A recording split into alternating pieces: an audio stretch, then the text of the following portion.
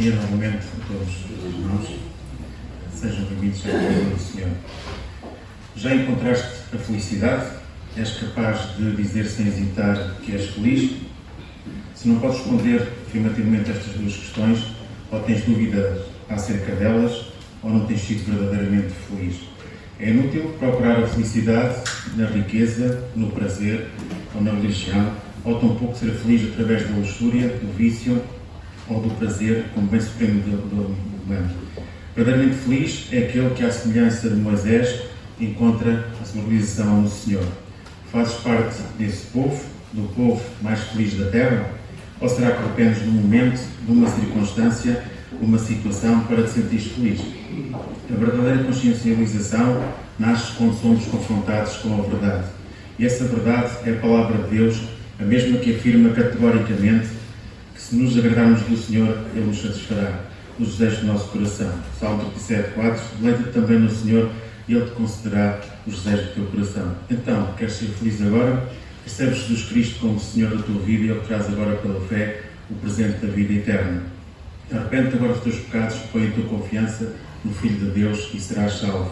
Atos 16:3, eles disseram: crê no Senhor Jesus Cristo e serás salvo, tu e a tua casa.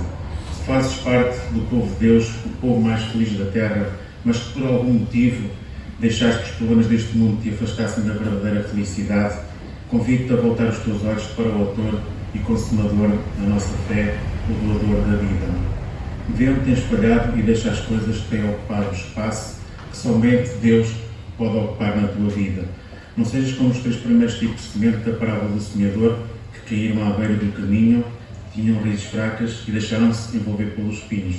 Germina antes na boa terra do Senhor, a fim de dar frutos. João 7:37 e 38 diz-nos: no último dia, grande dia de festa, Jesus pôs-se em pé e clamou, dizendo: se alguém tem sede, venha a mim e beba. Quem crê em mim, como diz a Escritura, rios de água viva correrão no seu ventre. A nossa felicidade não está em coisas, em situações, em momentos ou circunstâncias. A nossa felicidade plena está no Deus eterno. O nosso Deus é o mesmo ontem, hoje e eternamente. Feliz és tu, Israel, quem é como tu? Aprovou Moisés, referindo-se ao povo escolhido por Deus. Tu e eu hoje podemos fazer parte desse povo. Nós colocamos a nossa confiança em Deus, somos o povo mais feliz da terra. Que esta felicidade habite no teu coração e reine na tua alma hoje e sempre. Vamos agora neste nosso culto, entoando o hino número 108, terno e suave. E vamos fazer o pé os que puderem.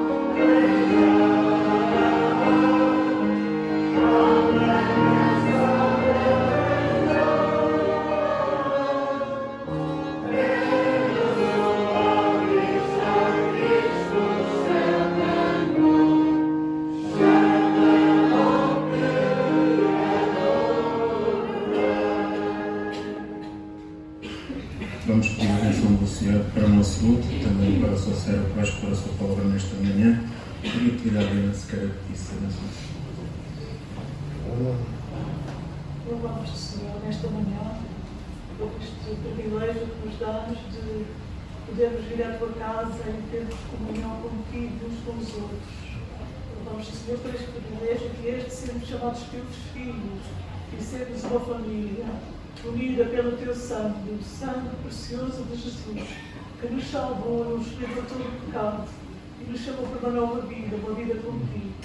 Por isso queremos louvar-te, Senhor, nesta manhã. Queremos agradecer-te tudo o que tens feito por nós. E queremos agradecer-te porque és o nosso Senhor.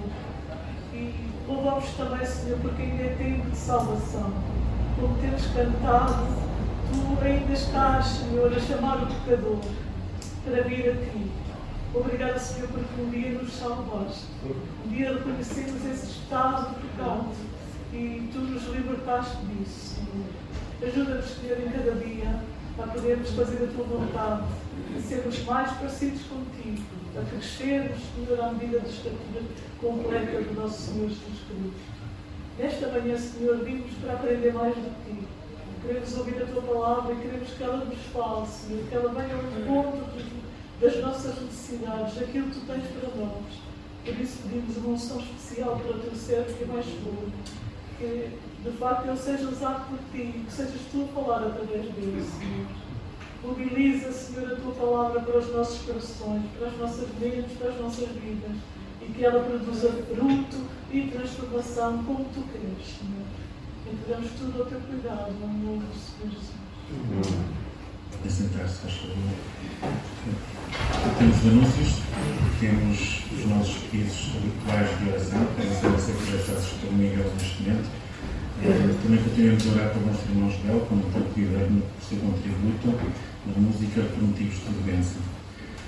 Como os irmãos podem ver, nos bancos está o boletim informativo, depois podem levar também para casa.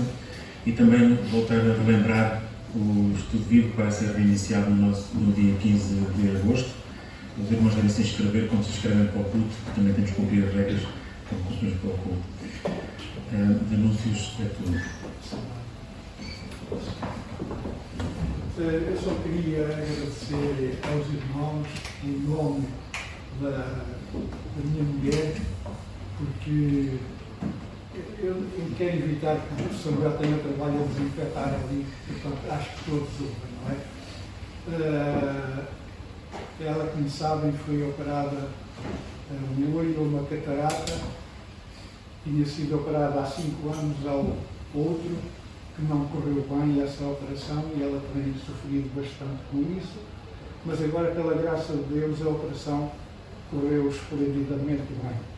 Está a recuperar bem e por isso agradeço as vossas orações.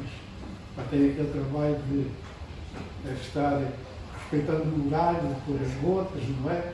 Quem foi operado sabe que isso é uma maçada e ela, por isso, terá que abandonar esta sala mais cedo para pôr as gotas, para os irmãos não estranhem ela ausentar-se antes do culto acabar.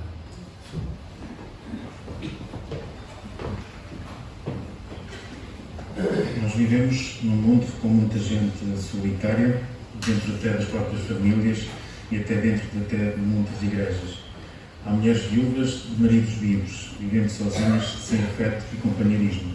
Há filhos abandonados pelos pais. Há pessoas padecendo de dor da viuvez, sentindo uma dolorosa saudade de quem já partiu. Há idosos esquecidos pelos filhos, que precisam de um abraço ou de um beijo acalentador. Há idosos abandonados em lares e sofrendo a amargura da solidão, assim como há muitos esquecidos nas prisões. A este e a outros, Jesus faz um convite, Mateus 18, 20, 30, vinde a mim todos os que estáis cansados e oprimidos, e eu vos aliviarei. Tomai sobre vós o meu jugo e aprendei de mim, que sou manso e humilde de coração. E encontrareis descanso para as vossas almas, porque o meu jugo é suave e o meu fardo é leve. A vida com Jesus é como uma árvore que cresce, amadurece e dá fruto. E à medida que crescemos com Jesus, o Espírito Santo transforma a nossa vida, tornando-nos mais maduros. Gálatas 5, 22, 23 diz-nos: mas o fruto do Espírito é o amor, é a alegria, é a paz, é a paciência, é a amabilidade, é a bondade, é a fidelidade, é a mansidão e ao domínio próprio. E contra estas coisas não há lei. O amor, diz-nos a palavra de Deus, em 1 João 4,7, amados, amemos uns aos outros, porque é o amor de Deus, e todo o que ama é nascido de Deus e conhece a Deus. Quando temos o amor de Deus no nosso coração, aprendemos a amar mais as pessoas à nossa volta e a nós mesmos. Alegria. Salmo 71:23, os meus lábios exaltarão quando eu contar os teus louvores, assim como minha alma tudo nisto. Sabemos que a tristeza não dura para sempre. Mesmo nas dificuldades, devemos encontrar alegria na salvação. A paz. João 14:27, deixe-vos a paz vos dou, e nela não o valor como o mundo a dá. Não se turbe o vosso coração e se atemorize. Quando confiamos em Deus, aprendemos a deixar o medo de lado e encontrar a verdadeira tranquilidade. A paciência. Romanos 12:2, alegrai-vos na esperança, sede pacientes na tribulação, perseverai na oração. A paciência vem quando percebemos que Deus sabe o tempo certo para tudo. Deus promete ajudar, basta querer e esperar. A amabilidade. Ao servo do Senhor não convém conter, mas sim ser grande para com todos, apto para ensinar e ser paciente. 2 Timóteo 2:24. Deus muda o nosso relacionamento com as outras pessoas, ajudando-nos a sermos menos insensíveis e mais amáveis. A bondade. Efésios 4:22. Antes sede bondosos para com os outros, compassivos, perdoando-vos uns aos outros, como também Deus vos perdoou em Cristo. Efésios 4:32. É bom fazer o bem. E quando percebemos que todo o bem que fez por nós, vamos querer fazer também coisas boas para outras pessoas. Fidelidade. Salmo 101:6.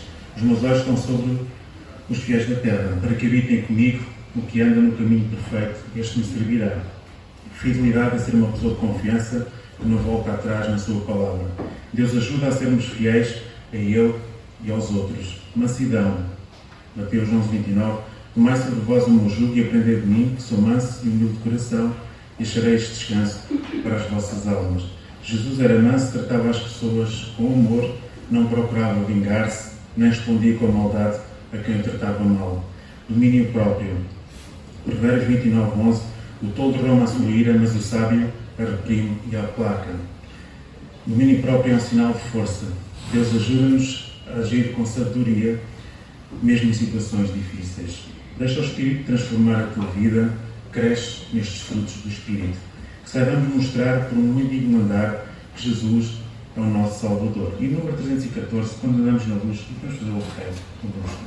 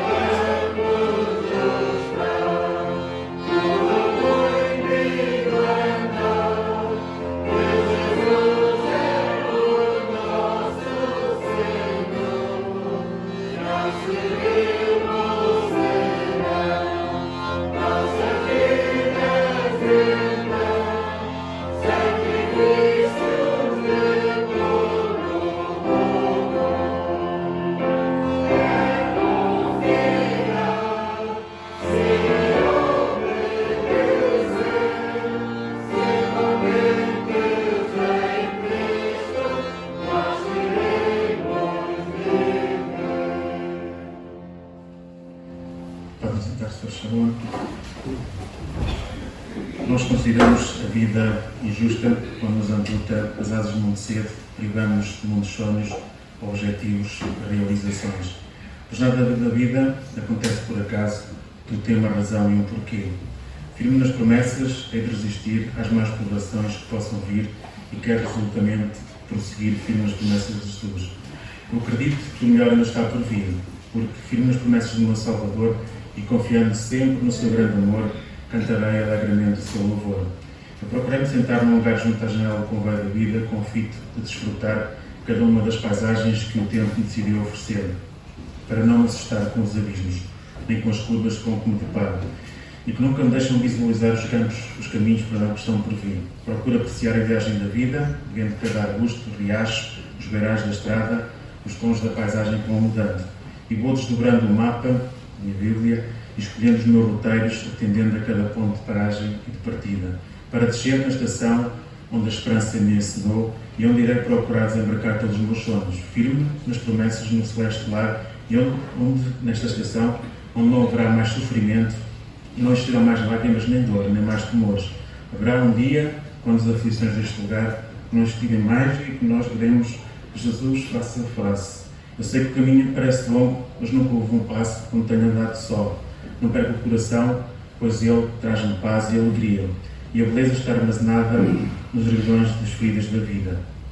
Devemos aprender desde cedo a acreditar em nós, a descobrir o nosso potencial, os nossos dons, e encontrar os nossos limites e aprender a viver com eles, encarando as doenças ou as circunstâncias com que nos paramos na nossa vida como um modo de vida, e procurando viver um dia de cada vez, com confiança e fé, sem medo e sem nos prendermos às mágoas e rancores próprios da nossa condição, aceitando como somos, sem prejudicar ninguém. Nós temos vários caminhos à nossa frente e a opção é nossa. A vida faz caminhando, mesmo que nos coloque obstáculos e que tropecemos. Nunca devemos desistir do que queremos, nem devemos nos preocupar se encontrarmos espinhos no nosso caminho, porque o homem, entre aspas, mais sublime, fez dos espinhos a sua coroa de vitória.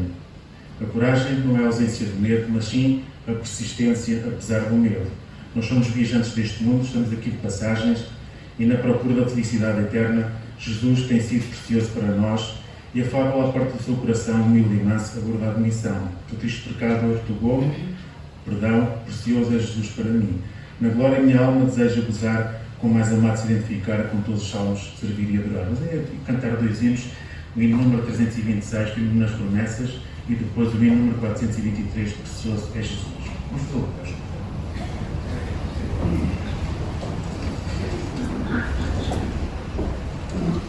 No segundo hino, vamos aproveitar também para colocar as nossas ofertas no segundo hino, tá bem? Às obras do Senhor. Hino número 326. Jesus.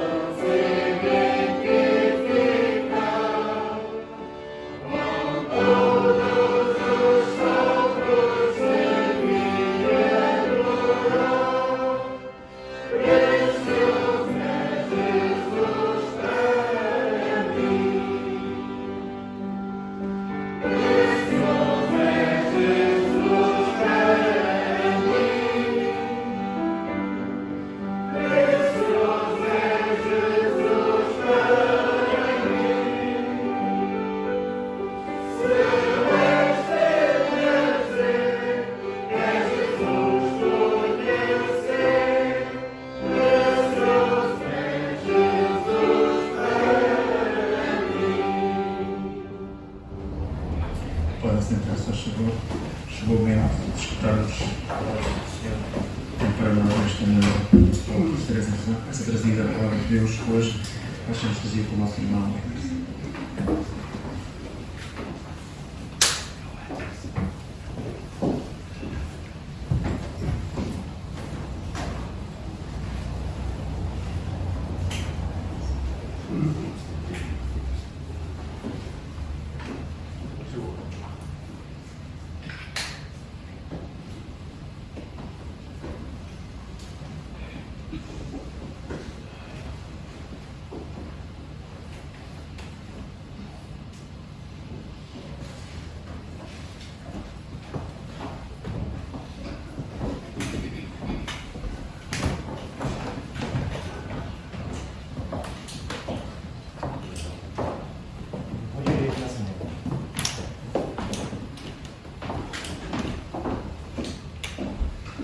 Ai, que alívio tiver isso aqui.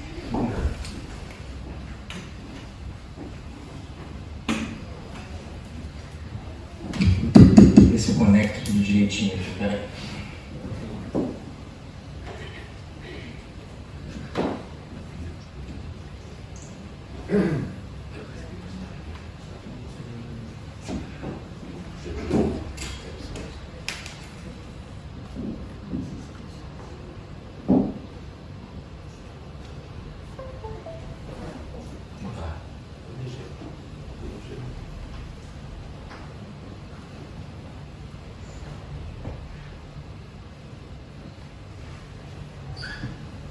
Quando vai de primeira, eu até estranho.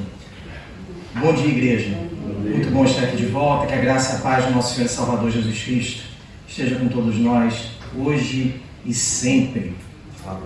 Como eu falo muito, calhou de eu dividir a mensagem em duas partes. Aí talvez eu fale menos, né? Essa divisão. É provável que, né, fique um pouquinho menor, né? Não fique tão enfadonho para os irmãos. Eu vou falar sobre as consequências do pecado. Vou usar como texto base o texto de Gênesis, lá no capítulo 27, versículos 1 a 45. Tá? E antes de falar sobre o pecado, meus irmãos, e as consequências do pecado, eu vou falar sobre o que é pecado. Né? Isso sempre gera muita dúvida, muito problema dentro do cristianismo. Eu vou falar bem rápido, já que a finalidade não é essa, mas eu vou falar sobre o pecado. Tá? O que é pecado? Tá? Eu vou ser o mais simples possível, não vou recorrer à teologia, vou usar a palavra do Senhor para nós definirmos o que é pecado. Está lá em 1 João 3,4, eu vou usar a versão da Almeida século XXI. Esse A21 é a Almeida século XXI, em português. Olha o que diz a Escritura, o que o apóstolo João diz para nós sobre pecado. Diz o seguinte, olha, todo aquele que vive habitualmente em pecado, vive em rebeldia contra a lei, pois o pecado é rebeldia contra a lei. Pecado, então, uma definição bíblica presente no Novo Testamento, é transgredir a lei de Deus. Avançando um pouquinho mais, pecado é errar o alvo. Por que eu estou falando de pecado? É pecado como errar o alvo que Deus determinou. Porque nós vamos falar das consequências do pecado. É por isso. Mas antes eu quero relembrar uma coisa para o irmão e para a irmã. A primeira, sabe qual é? Todos pecam. Tem crente que esquece disso às vezes e age sem misericórdia para com o outro. Todos pecam. Pecado não é exclusividade dos pecadores e nós, os santos maravilhosos, não pecamos. Não existe isso no cristianismo. Todos pecam. Segunda coisa, crente peca. Crente peca. Não é pouco não, tá? Crente peca. Tá bom?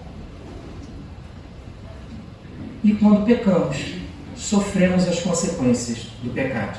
Se nós pecamos e sofremos as consequências quando pecamos, o que eu quero te trazer para a reflexão hoje, o que eu quero que nós pensemos juntos, é justamente sobre isso. O que acontece quando eu peco? Quais são as consequências do pecado na minha vida? Eu sou castigado quando eu peco? Boa, né? Eu sou castigado? Ou eu sofro as consequências do pecado que eu pratiquei? É um castigo, ou é uma lei de causa e efeito, e eu simplesmente recebo da parte de Deus aquilo como consequência do meu ato? É castigo ou é consequência? Vamos lá. Independente do que for, da sua opinião, eu quero te dizer o seguinte: Deus usa as consequências do pecado para nos levar ao arrependimento. Deus cria determinadas situações na nossa vida para nos levar ao arrependimento, mas Ele faz com que, através das consequências do pecado, nós nos conscientizemos do erro. E é difícil, né? Além disso, Deus nos traz para perto, quando nós nos conscientizamos do pecado, e Ele usa as consequências do pecado para isso.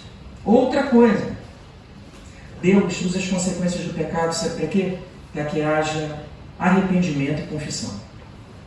Quando eu sinto o peso do erro, Deus usa isso como uma forma de gerar arrependimento, confissão e recomeço. Deixa eu te falar uma coisa, por favor, esqueça isso se você ouviu isso alguma vez na sua vida. Isso é uma alegoria do Velho Testamento que era utilizada para que nós entendêssemos o que acontecia com o ser de Deus quando pecávamos. Mas olha só, primeiro, Deus não esconde o rosto de você quando você peca. Sabe por quê? Porque se Ele fizesse isso, Ele já tinha escondido do rosto de todos e nunca mais olharia para nós. Deus não faz isso. Você não fica só quando você peca. Deus está com você. Segunda coisa, Deus não vira as costas. Deus não vira as costas quando eu peco. Ele fica comigo e fala assim: converse comigo para que nós voltemos a ter uma boa relação. Só que nós é que viramos as costas para com quem erra conosco e nós achamos que Deus faz a mesma coisa. E no Velho Testamento essa alegoria é utilizada justamente para tentarmos entender o que acontece no ser de Deus. Mas Deus não vira as costas. Tá? Deus usa as consequências do pecado para tratar a nossa alma e o nosso coração. Entendido o que é pecado? Entendido que o pecado traz consequências? Entendido que Deus usa as consequências do pecado para corrigir a nossa alma e o nosso coração? Então vamos para a Escritura. Quais foram as consequências do pecado de Jacó? Que consequências os pecados de Jacó trouxeram para a vida dele? É isso que nós vamos falar. Vida de Jacó é importante. Olha só, o homem é retratado do capítulo 25 ao capítulo 50 de Gênesis. Então o homem era bom. De 25 capítulos na Bíblia falando de alguém, o homem era bom e o homem era importante. O homem era crente mesmo. 25 capítulos é muita coisa. E aí eu vou te falar, vou te dar um breve currículo do Jacó. Jacó era crente. Jacó era crente. Além de crente, ele era filho de crente. Isaac e Rebeca. O homem era crente, filho de crente. Aí você fala assim, o homem era bom mesmo, vamos lá. Neto de crentes. Abraão, Sara. Crente, neto de crente, filho de crente. Além disso, Jacó era rico. Teve uma excelente instrução. Jacó, no mundo antigo, sabia ler e escrever. Sabia fazer contas matemáticas. Isso aqui hoje, no mundo atual, seria equivalente a uma pessoa que deve falar uns 10 idiomas, se a gente pudesse fazer uma comparação. Tá? Ele era muito bem instruído, com muito boa condição financeira. Vai melhorar. Ele foi desejado e amado pelos pais. Os pais desejaram muito que ele nascesse, e quando ele nasceu, os pais o amaram muito. Já tá bom? Não, melhor ainda. Olha, ele foi escolhido por Deus antes do nascimento. Que beleza, né? Só que nada disso impediu que Jacó pecasse. Você entendeu que não adianta?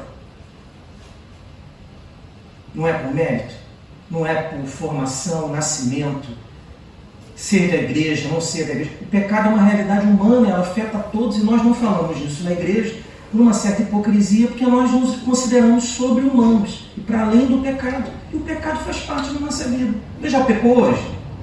Eu já. Pecou ontem? Pequei. Vou pecar quando eu sair daqui? Vou. Só que nós não falamos sobre isso porque nós fingimos que é a congregação dos santos. Nós não falamos de pecado. Só que nós pecamos. E pior, dentro de casa. Dentro de casa aí que é uma maravilha. Né? Minha mulher que me aguente ali. Dentro de casa é que nós soltamos os nossos raios mais poderosos. Né? Não é verdade?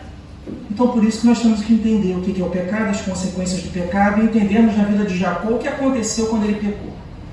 Vamos lá? Jacó era gêmeo. E Esaú era o primogênito. Nós conhecemos bem a história, né? Eu posso falar de gêmeos muito bem porque eu sou gêmeo, né? Então facilita a minha vida quando eu falo de gêmeos, né? E há uma outra situação sobre Jacó e Esaú, os irmãos, que está descrita lá em Gênesis 25, 23, que Deus fala com a mãe deles e diz o seguinte: olha, um servirá ao outro, o mais novo será maior que o primogênito. Só que a coisa parece não correr bem. Isaac, o pai, gosta mais de Esaú do que de Jacó, apesar dele ter a promessa. E a mãe se filia mais ao lado do Jacó. E o que acontece? Chega um dado momento em que parece inevitável que Esaú vai dar a bênção dele, Isaac vai dar a bênção dele para Esaú ao invés de Jacó. E acontece um desespero familiar ali. Rebeca, que era crente, casada com Isaac, e Jacó, que era crente, resolve fazer uma coisa, dar uma ajudinha para Deus, já que recaía a promessa sobre eles. Assim, olha, eu não sei se Deus consegue fazer tudo sozinho, não, então vamos fazer o seguinte, eu vou dar uma ajudinha para Deus. O que eles fazem? Eles enganam, né, especificamente Jacó, em duas oportunidades. Ele engana Esaú. O que ele faz? Primeiro, é a venda do direito de primogenitura, e olha só que absurdo. Ele vendeu o direito de primogenitura por um guisado de lentilhas e um pedaço de pão. Gênesis 23, 25, 29 a 34. Aí quando se fala assim, ele vendeu o direito de primogenitura, o que é isso? É o direito dele ser o mais velho?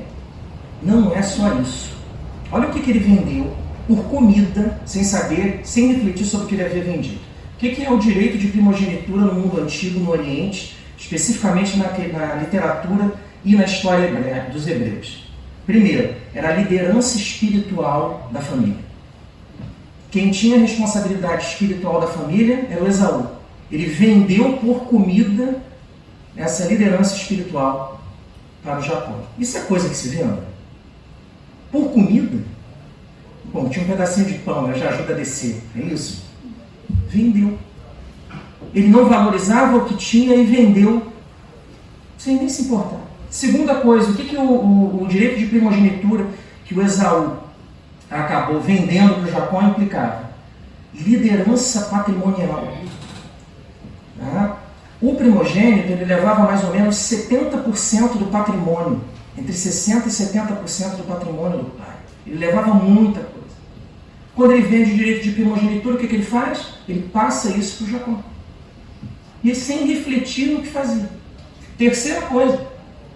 Sabe o que ele vendeu? Ele vendeu uma coisa chamada de separação para Deus. Quando o patriarca falecia, ele abençoava o seu primogênito. E ali era como se Deus estivesse ali intermediando o ato, dizendo: a linhagem de Deus que estava em Isaac continua com Esaú. Só que Esaú rejeita isso, rejeita a bênção e vende também esse terceiro ato do que significa direito de primogenitura. Parece que ele não se importava com isso. Deixa isso para lá. Jacó consegue a primeira parte do que ele queria. Só que a segunda parte ainda faltava, né? Que era a bênção em si. E aí Jacó e Rebeca enganam Isaac para que ele abençoe, ao invés de abençoar Esaú, ele abençoe Jacó. Eles criam ali uma armadilha para ele cai nessa armadilha, ele já com problemas de visão. Os comentadores bíblicos não têm certeza se ele enxerga mal ou se ele já está 100% cego. É mais provável que Isaac estivesse já com perda total de visão. O texto que fala sobre isso é Gênesis 27, 1 a 40. Eu vou ler na Almeida século 21, tá? Gênesis 27, 1 a 40, um pouquinho extenso, mas vale a pena lermos para entendermos o que Jacó fez com a mãe, em conjunto com a mãe, por que Esaú ficou do jeito que ficou e por que aconteceram tantos problemas na vida de Jacó depois que ele cometeu esse ato. As consequências do pecado de Jacó. Sobre isso que eu quero falar com os irmãos, Gênesis 27, 1 a 40. Mas antes de lermos, eu vou te pedir, abaixa a sua cabeça, feche os seus olhos comigo um pouquinho, vamos orar, vamos pedir ao Senhor que Ele abençoe a palavra dEle, abençoe esse momento de comunhão e de culto que temos com Ele. Senhor, nós te agradecemos, Pai, porque apesar dos pecados e das consequências que sofremos, o Senhor nos ama. O Senhor cuida de nós. Mas o pecado não passa impune, Pai. O pecado tem repercussões na nossa vida espiritual, na nossa vida familiar, no nosso comportamento. E que nós possamos aprender, Senhor, o exemplo do patriarca Jacó, que o pecado deve ser evitado, que o pecado traz angústia para a nossa alma, para a nossa mente, para o nosso coração e impacta não só a nossa vida, mas a vida de quem amamos também.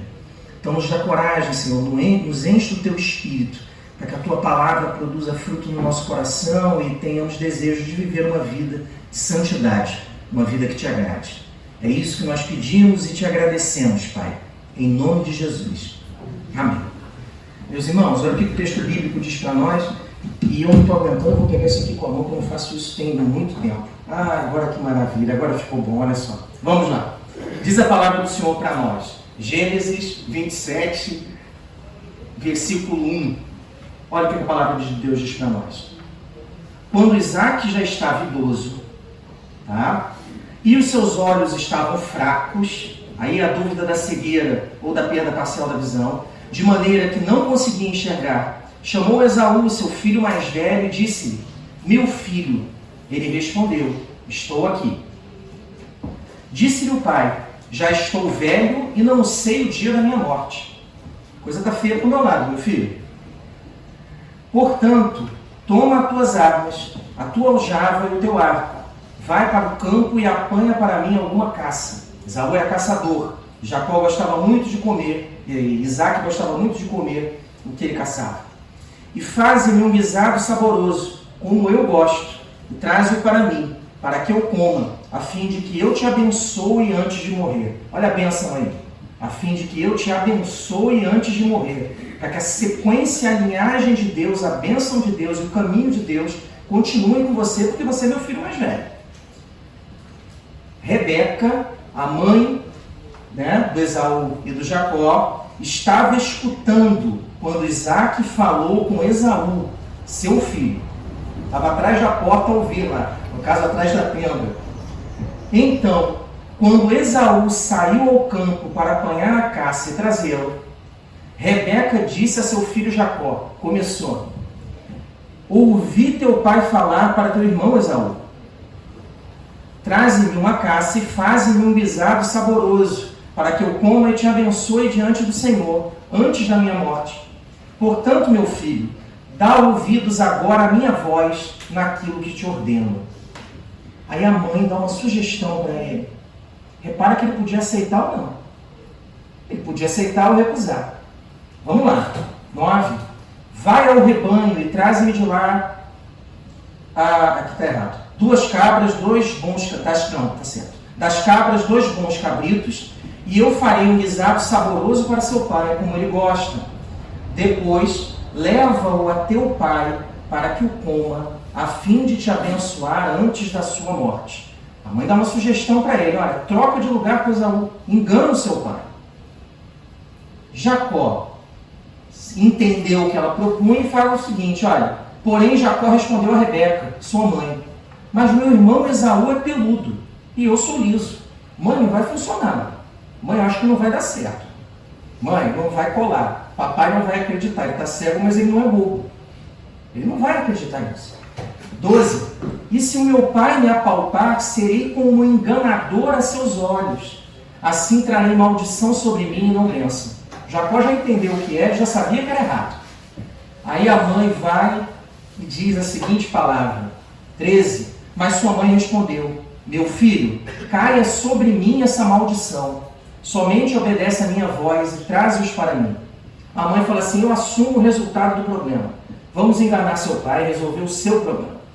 Então ele foi, tomou-os e os levou para sua mãe, que fez um guisado saboroso como seu pai gostava. 15. Depois Rebeca pegou as melhores roupas de Esaú. Olha, está piorando o negócio, não é só comida, olha. Depois Rebeca pegou as melhores roupas de Esaú, seu filho mais velho, que tinha consigo em casa, e vestiu a Jacó, seu filho mais moço. Ó, o golpe está tomando contornos, olha. Cobriu-lhe as mãos e a pele lisa do pescoço com as peles dos cabritos. Pronto, olha o golpe aí. E deu a seu filho Jacó o guisado saboroso e o pão que tinha preparado. E Jacó foi até seu pai e o chamou: meu pai. E ele respondeu: estou aqui. Quem és tu, meu filho? Por que ele está perguntando quem és tu, meu filho? Vamos descobrir. E Jacó disse a seu pai: sou Esaú, teu primogênito. Que cara, que coisa, né? É crente, hein? Está enganando o pai. É crente. E Jacó disse a seu pai: sou Esaú, teu primogênito, escolhido por Deus antes do ventre. Olha aí. Fiz conforme me ordenaste. Agora, levanta-te, senta-te e come da minha caça para que me abençoes. Isaac, que não era bobo, já começou a estranhar. E Isaac perguntou a seu filho: como foi que a achaste tão depressa? Meu filho. Mas, meu filho, você saiu para caçar, já voltou, já pegou a caça, já está tudo pronto, já vamos comer. Tem alguma coisa estranha aí, meu filho. E aí Jacó, sem saber explicar, apela para Deus, né? Ele respondeu: porque o Senhor, o teu Deus, mandou-a ao meu encontro. Não contente em mentir, enganar o pai, ainda põe Deus no meio. Assim, ó, Deus que providenciou a casa. E é crente. 20. Então Isaac disse a Jacó: aproxima-te para que eu te apalpe e verifique se és mesmo meu filho Esaú. Isaac está desconfiadíssimo.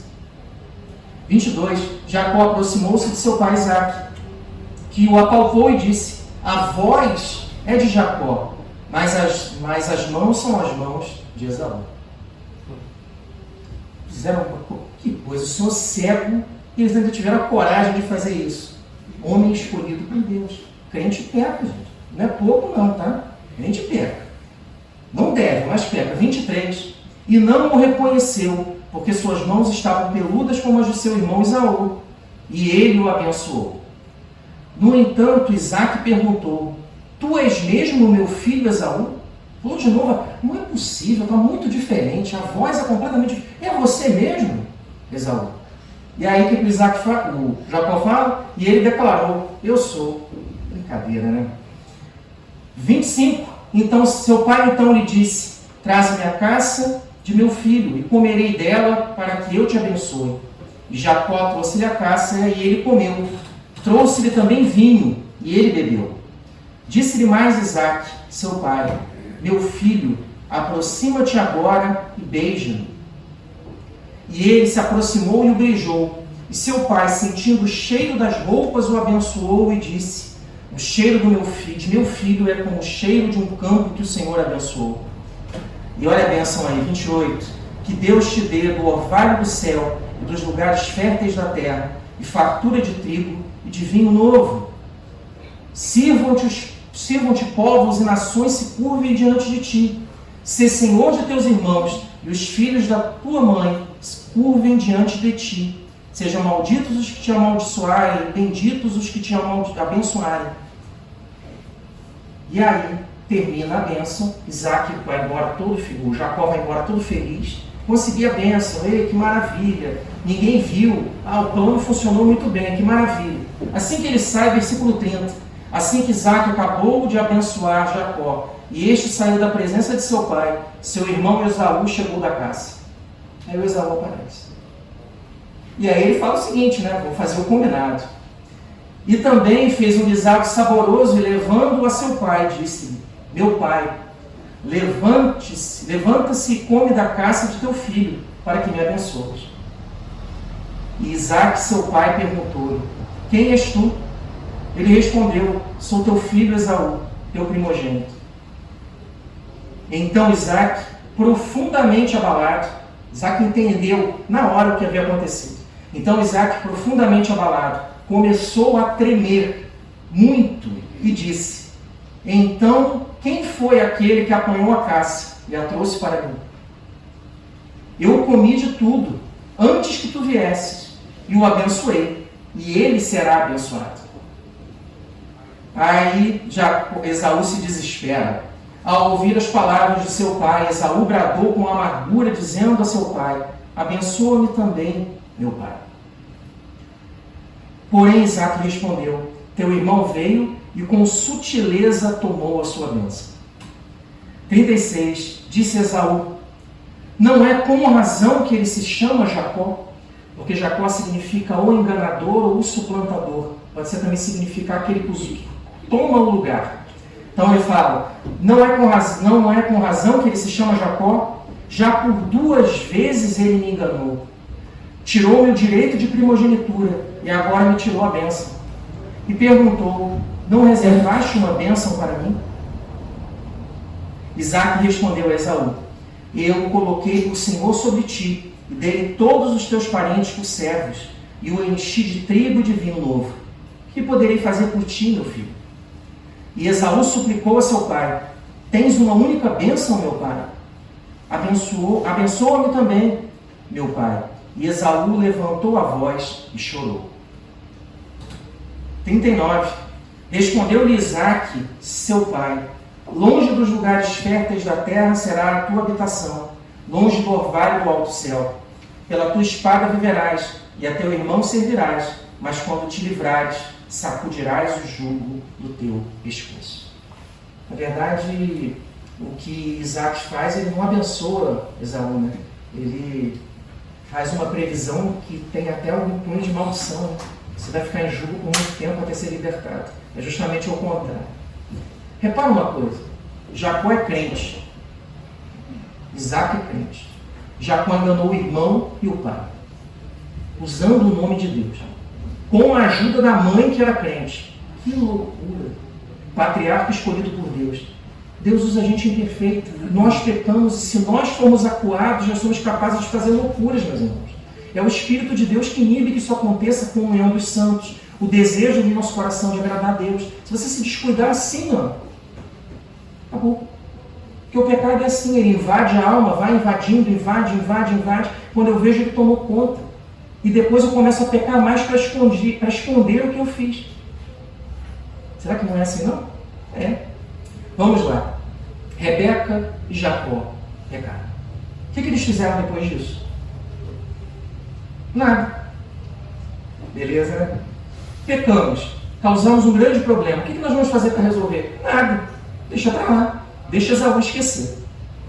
Eles não confessaram os pecados. Não pediram perdão a Deus. Olha que loucura. Não pediram perdão a Deus. Não pediram perdão a Esaú, que perdeu o direito de primogenitura, sendo enganado os direitos de bênção. Não pediram perdão a Isaac, que foi enganado pela esposa e pelo filho. Aí nós pensamos assim: mas olha, será que Jacó não tinha nenhum discernimento? Parece que ele é um garoto, né, um jovem, e que a mãe guia e fala: meu filho faz isso, agora meu filho faz aquilo. Agora, será que ele é um jovem, um rapaz inexperiente, tudo? Se segura no banco aí, né? Ele era solteiro, só que ele tinha 40 anos. 40 anos. Quando você ouve a narrativa bíblica, né, você pensa assim: é um menino, é um jovem, 40 anos. 40. Tá bom, mamãe, olha, eu sei que é errado, ofende a Deus, mas a mamãe pediu, eu vou fazer. 40 anos. Ele era imaturo, inexperiente e deixou-se enredar pelo pecado, pela loucura. A responsabilidade é dele, sim. E as consequências do que eles fizeram? Aí é que começa o problema. Né? Não pediram perdão, não buscaram reconciliação, não buscaram resolver o problema. Olha o que aconteceu. Só coisa boa. Esaú passa a odiar seu pai Isaque. Automaticamente o texto bíblico diz isso claro. Aí Esaú, para completar, né, desejava vingança e falou assim, vou matar o Jacó. Pronto. Eu odeio meu pai, vou matar meu irmão. Excelente, né? Isso assim, que unção, né? Olha que coisa complicada por causa de pecado. Família cristã. Família de gente que seguia Deus. Olha que loucura. Olha que loucura. Vamos lá. Sabe o que aconteceu? Ausência de diálogo. Ninguém conversa, ninguém se reconcilia, ninguém se aproxima. Ninguém pede perdão, ninguém quer recomeço, ninguém busca para saber o que aconteceu. Incapacidade de resolver o problema. Até o próprio Isaque parece paralisado, ele não consegue resolver.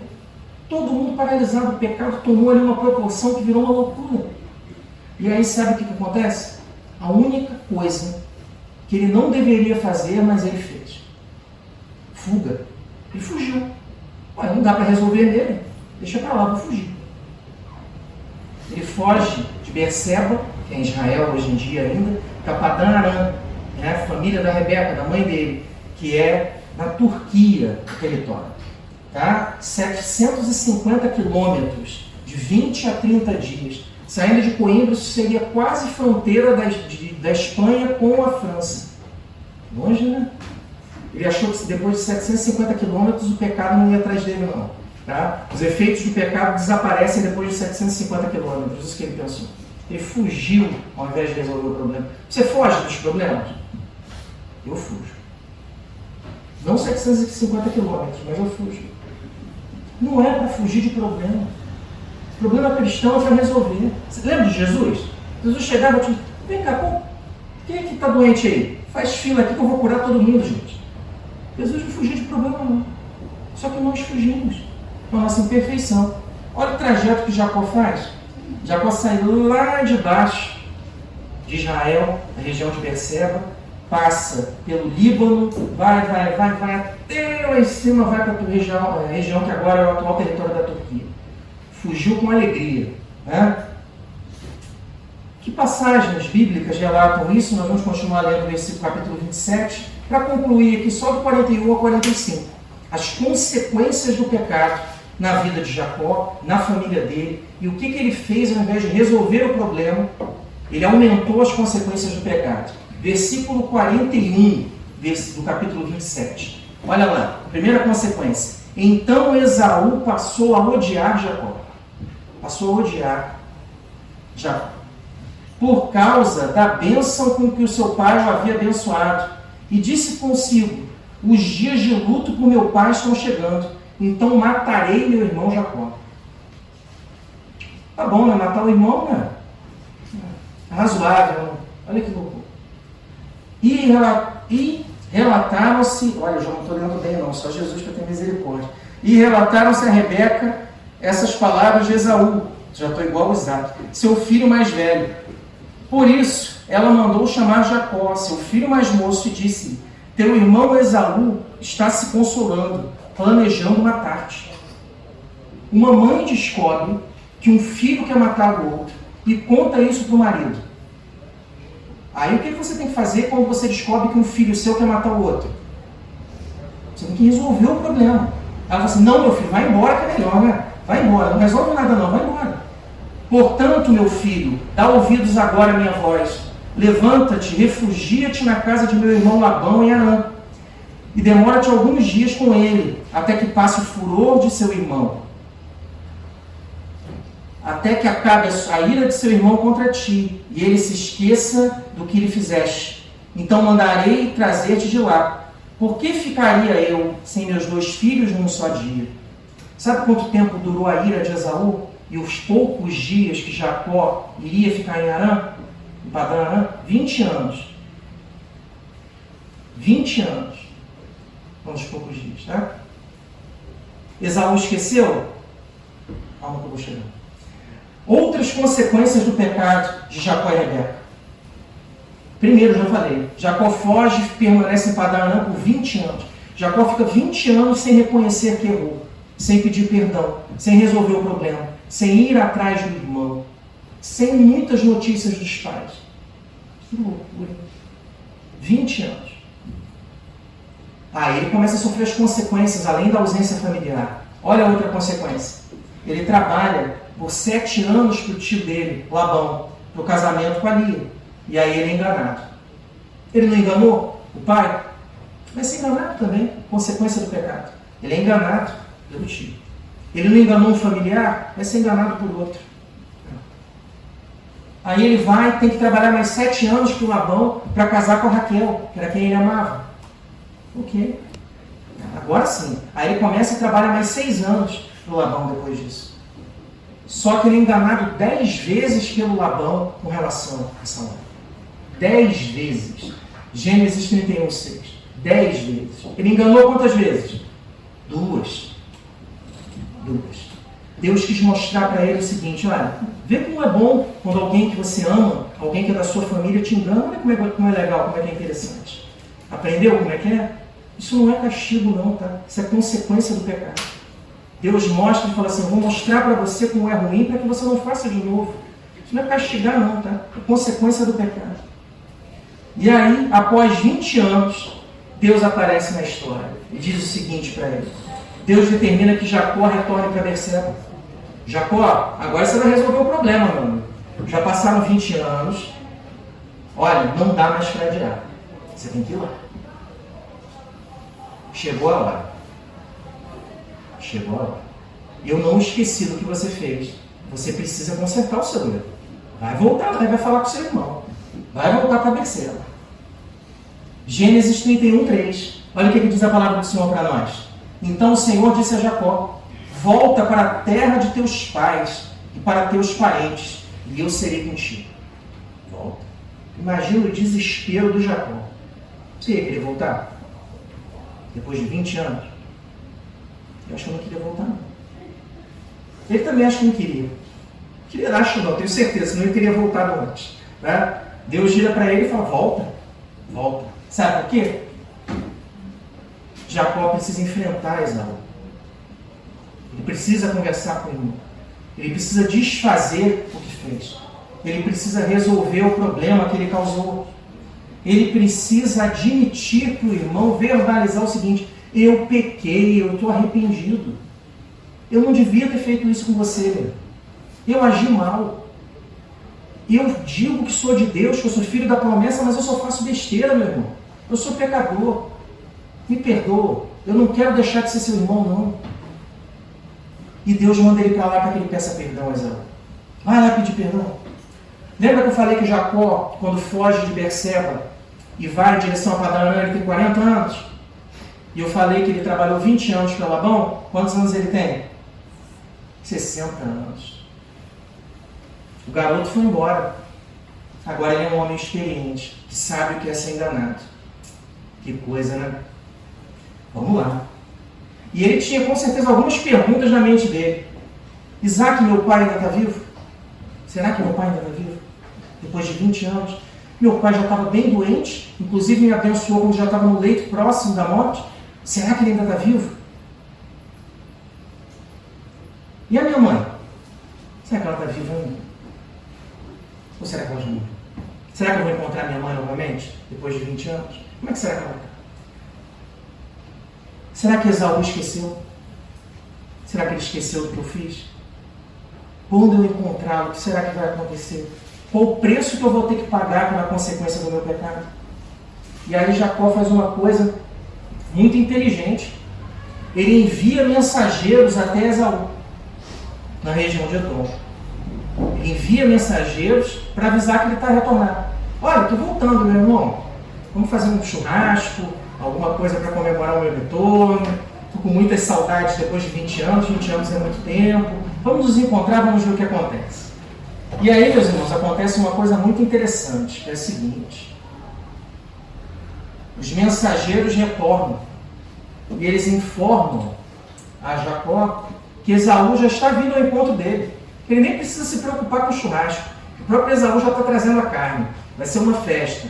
Só que o Esaú está indo ao encontro do Jacó com um exército de 400 homens. Esaú provavelmente tem em mente o seguinte: depois de 20 anos eu vou executar minha vingança. Eu vou matar Jacó e a família dele toda. Eu vou fazer muito pior do que o que ele fez comigo. Chegou o dia da minha vingança. Se você fosse enganado da forma como ele foi, o que você faria? Talvez você não enviasse um exército de 400 homens, mas o seu coração com mágoa por 20 anos e o meu coração com mágoa por 20 anos é capaz de fazer coisas que certamente não agradam a Deus. O que aconteceu então?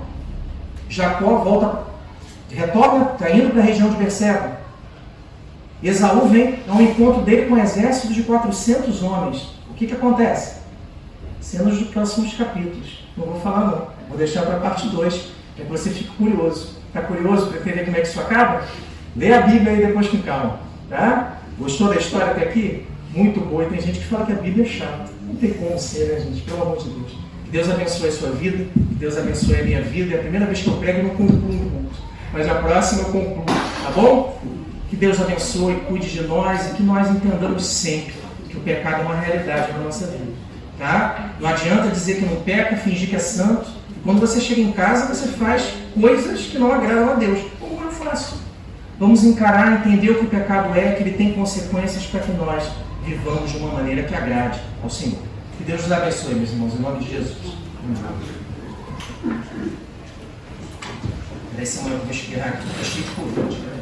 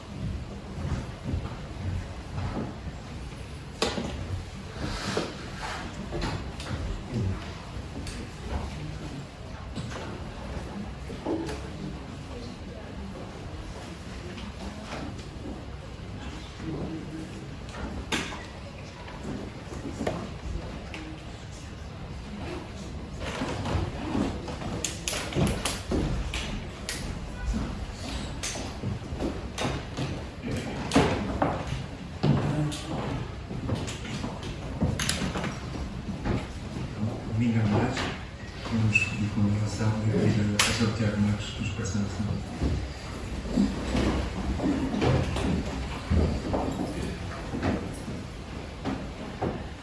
Senhor nosso Deus, nosso Pai, obrigado por mais este dia que nos deste. Obrigado pelo teu amor, pela manhã que nos deste, por nos teres possibilitado a todos acordarmos e podermos usufruir mais um dia. Obrigado pelo teu amor que é manifesto todos os dias na nossa vida, na vida de cada um de nós, no nosso cotidiano, mas de forma incrível e plena, através do sacrifício de Jesus por nós na cruz.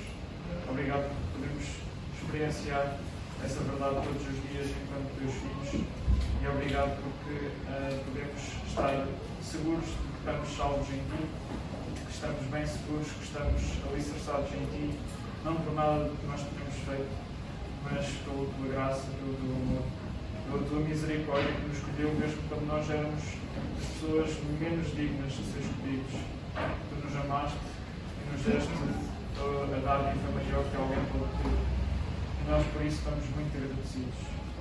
Obrigado por podermos ter tido a oportunidade de te louvar, de elevar o teu nome, de falar contigo e também de aprendermos mais sobre ti. E queremos pedir que esta palavra que ouvimos hoje possa continuar a entrar no nosso coração. Possamos entender que, de facto, nós não somos perfeitos, mas que temos que todos os dias voluntariamente procurar sermos cada vez mais parecidos com Cristo. Sabemos que não é fácil, sabemos que a nossa natureza ainda quer fazer coisas que são desagradáveis aos teus olhos, mas também sabemos que temos um Deus todo-poderoso, omnipotente, que nos ajuda todos os dias. E por isso nós pedimos que nos ajudes a não estar confiados em nós mesmos, nos ajuda-nos a confiar em Ti, para nos ajudar a conseguirmos viver a vida com uma santidade e de uma forma que Te agrada. Ajuda-nos, Senhor, a lermos a Tua palavra diariamente e a falarmos contigo, a cultivarmos um relacionamento íntimo, para que possamos, Senhor, cada vez mais estar mais próximos de Ti. Ajuda-nos também a entender que quando pecamos existem consequências, ajuda-nos a saber lidar com elas de forma certa, de forma correta, de forma que Te agrada, arrepender-nos, confessando e procurando a reconciliação e não fugindo das consequências e achando que eventualmente aquilo vai acabar por ser esquecido. Ajuda-nos, Senhor, a procurarmos resolver todos os problemas à luz da Tua palavra e contigo ao nosso lado, sempre orientando-nos em tudo aquilo que fazemos. Peço que possas também abençoar-nos durante o resto deste dia, dar-nos alegria, gozo, paz e ajuda-nos a usufruir do Teu constante amor todos os dias da nossa vida. Tudo isto nós te pedimos agradecidos, em nome de Jesus.